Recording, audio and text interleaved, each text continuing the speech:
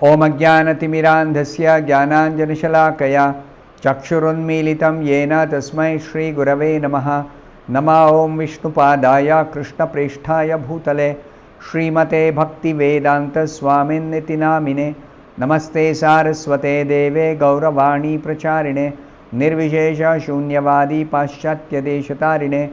Jaya Shri Krishna Chaitanya Prabhu Nityananda Shri Advaita Gadadhara Srivasadi Gaura Bhakta Vrinda. Hare Krishna Krishna Krishna Hare Hare Hare Rama Rama Rama Hare Hare. Om Namo Bhagavate Vasudevaya. Narayanam Namaskritya Naram Chaiva Narottamam Devim Saraswatim Vyasam Tato Jayam Mudirayet. In this session, we will be discussing from the 6th verse of the 19th chapter of the first canto of Srimad Bhagavatam. Yavai Lasat Shri Tulasi Vimishra Krishnangri Renu Abhyadikambu Netri Punati Lokan Ubhayatra Seshan Kastam Nasevet Marishyamanaha. The meaning of this 6th verse is as follows. The river Ganges, by which the king sat to fast, carries the most auspicious water, which is mixed with the dust of the lotus feet of the Lord and tulsi leaves. Therefore, that water sanctifies the three worlds, inside and outside, and even sanctifies Lord Shiva and other demigods. Consequently, everyone who is destined to die must take shelter of this river.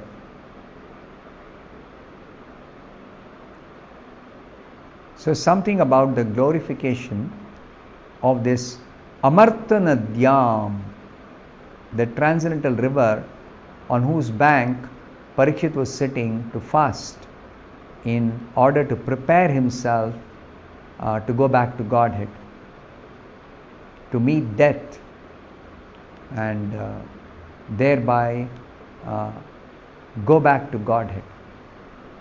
So, what is the special thing about this river? That this river carries the most auspicious water. How is that? Because of two reasons. The water of this river, either Ganges or Yamuna, Ganga or Yamuna, is mixed with the dust of the lotus feet of the Supreme Lord, and it also contains tulsi leaves. Now, how is that? That is explained by Prabhupada in the purport. And because of this reason, the verse is telling, therefore, this water of Ganga or Yamuna sanctifies the three worlds inside and outside, completely purifies all the three worlds. And not only it purifies the three worlds, it purifies all the devatas, including Lord Shiva. Shiva is the topmost among the devatas. So everyone becomes purified by coming in touch with this holy water of the Ganga or Yamuna. Therefore, this verse is telling everyone who is destined to die must take shelter of this river, either Ganga or Yamuna. Is the ideal shelter for those who are destined to die. So in the purport, Srila Prabhupada explains, Maharaj Parikshit, just after receiving the news of his death within 7 days, at once retired from family life. Time is very short, 7 days. But he did not waste any time at all. At once retired from family life. Generally, in the Varnashrama system, it is assumed that people live for 100 years. So, there are 4 spiritual stages of development of spiritual perfection. Brahmacharya, Grahastha, Vanaprastha, Sannyas. So ideally, a person divides his 100 years into 4 parts: 25, 25, 25, 25. So first 25 years is the stage of brahmacharya. One practices brahmacharya. Student life. Then the next 25 years, householder life, grihastha-ashrama. One gets married and raises a family. Then after that, at the age of 50, one retires compulsorily and enters vanaprastha ashrama, means leaves home, panchashordhvam vanam vrajet, goes to the forest. Forest means goes to a sacred place, away from materialistic living, away from city, town, village, all that, away from that, to a sacred place, to a holy place, to a place where saints live and exclusively practice spiritual life. Vanaprastha. That is from 50th year up to 75th year. And that is preparation for taking sannyas by renouncing all material connections, 100%.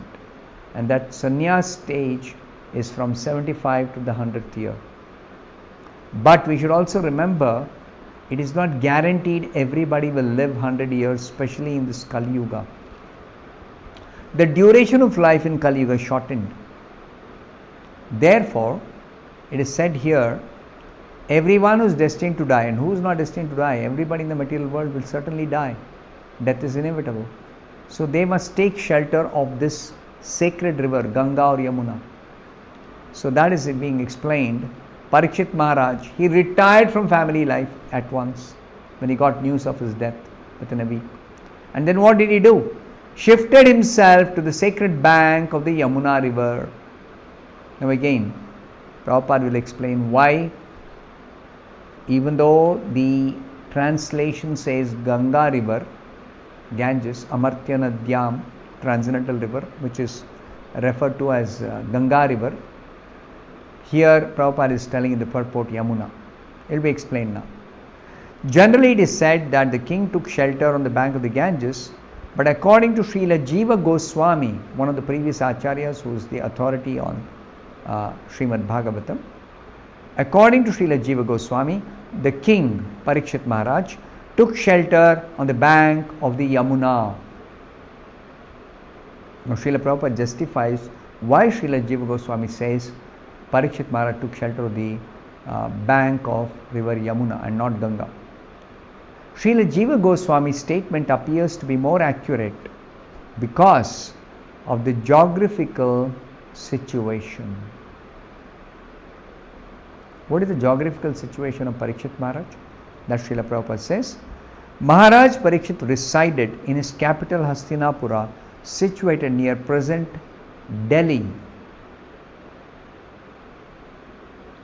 And the river Yamuna flows down past the city of Delhi. Even now Yamuna is flowing. Comes from the Himalayas, Yamunotri, comes down and then flows through Delhi. And later on flows through Vrindavan, Brajabhumi, Yamuna river. It divides Brajabhumi into 2 parts, the eastern side and the western side of the Brajabhumi or Brajamandal. So, Prabhupada says, naturally the king would take shelter of the river Yamuna because she was flowing past his palace door. His kingdom was situated in present day Delhi, and along Delhi, Yamuna is flowing. As far as sanctity is concerned, the river Yamuna is more directly connected with Lord Krishna than the Ganges, than the river Ganga. Now, about Lord Krishna, Srila Prabhupada mentions here one interesting fact. Lord Krishna sanctified the river Yamuna from the beginning of his transcendental pastimes in this world. How is that? While his father Vasudeva was crossing the Yamuna with the baby Lord Krishna, what happened? If you remember hearing or reading the birth of Krishna, Krishna was born when Vasudeva and Devaki were imprisoned by Kamsa. Krishna was the 8th son of Devaki and Vasudeva. So when Krishna appeared, Devaki and Vasudeva were very anxious to protect this baby child from the hands of Kamsa. Kamsa killed the first 6 sons of Devaki, and therefore Devaki and Vasudeva were very anxious to save the 8th child somehow from the clutches of Kamsa. So Krishna, being the Supreme Lord, seeing the anxiety of Devaki and Vasudeva to protect him, he directed Vasudeva, you hide me in Gokula, in the house of Nanda Maharaj, so that I am safe there. Kamsa cannot lay his hands on me.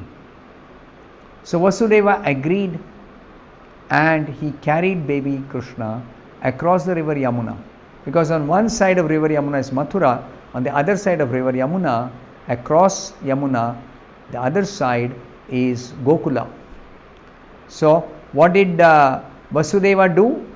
He took that baby in a basket and crossed the river Yamuna to safely hide the baby child Krishna in Gokula. So here the description is by Srila Prabhupada, when Vasudeva was crossing with baby Krishna being carried on his head in a basket, what happened? The Lord fell down into the river Yamuna. Krishna fell down, and by the dust of his lotus feet, the river at once became sanctified. This is a pastime of Krishna. Remember, Krishna is the Supreme Lord. He is not a small child. So Vasudeva was very anxious for the protection of Krishna, so he became extremely anxious to protect Krishna when accidentally he thought the child had fallen down into the river. But actually Krishna was performing his Leela of sanctifying the river Yamuna by falling into the river, so that his lotus feet touched the river. So therefore it is said here, it is especially mentioned herein that Maharaj Parikshit took shelter of that particular river, which is beautifully flowing, carrying the dust of the lotus feet of Lord Krishna, mixed with tulsi leaves. Now how are dust of lotus feet of Krishna and tulsi leaves both in Yamuna? We heard how dust of lotus feet of Krishna is in Yamuna because Krishna fell down into the river Yamuna when Vasudeva was crossing over. Now also tulsi leaves are present in Yamuna because Lord Krishna's lotus feet are always besmeared with the tulsi leaves, and thus as soon as his lotus feet contact the water of the Ganges and the Yamuna, the rivers become at once sanctified. The Lord, however, contacted the river Yamuna more than the Ganges. Krishna performed his pastimes in Vrindavan on the bank of the Yamuna. So he was more in contact with Yamuna than the Ganga. According to the Varaha Purana, as quoted by Srila Jiva Goswami, there is no difference between the water of Ganges and the Yamuna, because both these waters are washing the lotus feet of the same Supreme Lord. What is the pastime of the river Ganga appearing in this world? When the Lord appeared, incarnated as Vamana, he stretched his leg to measure 3 steps of land. And when he stretched his leg, it pierced the coverings of the universe, and the water of the Karana ocean leaked into this universe. It washed the feet of Lord Vamandev, and that became the river Ganga, which flows through all the planets, from the topmost planet Brahmaloka to the bottommost Patal Loka, and purifies the entire universe by the sacred water, because that water contains the dust of the lotus feet of the Supreme Lord Vamandeva. So therefore, Varaha Purana says there is no difference between Ganga and Yamuna. Both are washing the lotus feet of the same Supreme Lord. Whether Vamana or Krishna, it is only one Supreme Lord. The one and only one Supreme Personality of Godhead. Ekameva Advitiya. One Supreme Lord. But still there is a difference between Ganga and Yamuna. What is that? When the water of the Ganga is sanctified 100 times, it is called the Yamuna. Ganga is already sanctified, but even more so it becomes sanctified 100 times, then it is called as Yamuna.